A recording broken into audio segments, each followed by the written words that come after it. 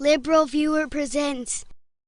So as I showed in my previous video, Fox News hates trains. Fox News always seems to concentrate on the views of critics when it comes to green technology, alternative energy, or anything that threatens the interests of big oil, which again seemed to be the case this week when Fox News' supposedly straight news reporter Laura Ingle did a story on New Jersey's installation of 200,000 solar panels on utility poles that spent the vast majority of the time on criticism of the project, even going so far as to exaggerate the size of the panels by zooming in the camera closer than they would appear from the street, as you can see here. Our cameraman Paul's going to push in to show you what it looks like on this residential street here in Dumont. It has become a bit of a problem for many homeowners who say these solar panels are more than just an eyesore. They could potentially bring down property values with their unappealing large mirrored faces. One village official who fought the panel installations told us they could also be dangerous in the winter when piled with snow and ice, which could drop on unsuspecting pedestrians. I love that part about unappealing large mirrored faces, and if Fox News had checked the power company's website, they would have found that those unappealing large mirrored faces also melt a lot of ice and snow, which,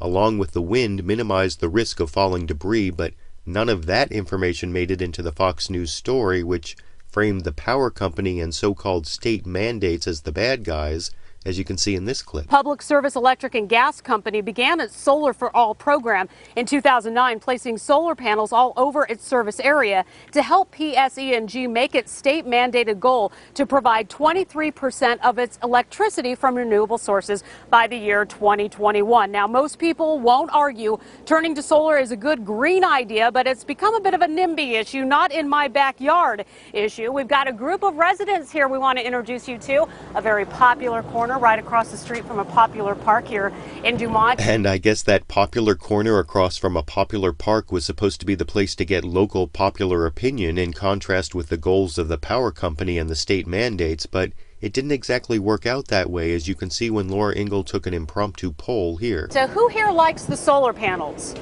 Now it looks to me like 4 people raised their hands as liking the solar panels, but you can see Laura Ingle quickly move on to those opposed here.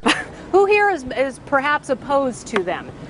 Now it looks to me like only 2 are opposed, the 2 women on the ends, but even with 4 in favor and 2 opposed, supposedly straight news anchor Laura Ingle next went right to one of those opposed here. We've got one over here. Why don't you like them? Because they popped up right across the street from you? I woke up and found one on the pole right outside of my house. And you don't I like didn't the way it know looks? anything about it. I think it looks ridiculously huge, like a big pizza box. Like a big pizza box, all right. And how did the Fox News reporter balance out that opinion?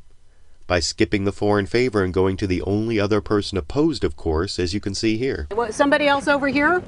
What, real quick? I don't have one in front of my house because we do have shade, but I am concerned when we have severe ice and snowstorms around here, things break and come down. And true, I don't have one, but...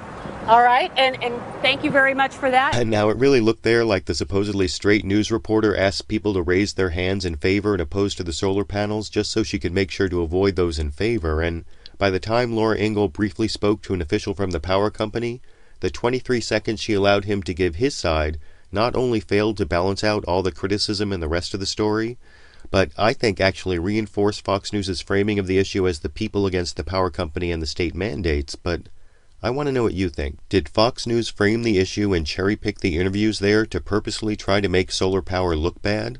And regarding the specific criticisms of this program, isn't the possibility of a little snow buildup on the solar panels minor compared to the real environmental threats from other energy sources like coal, oil, and nuclear power? YouTube, you decide.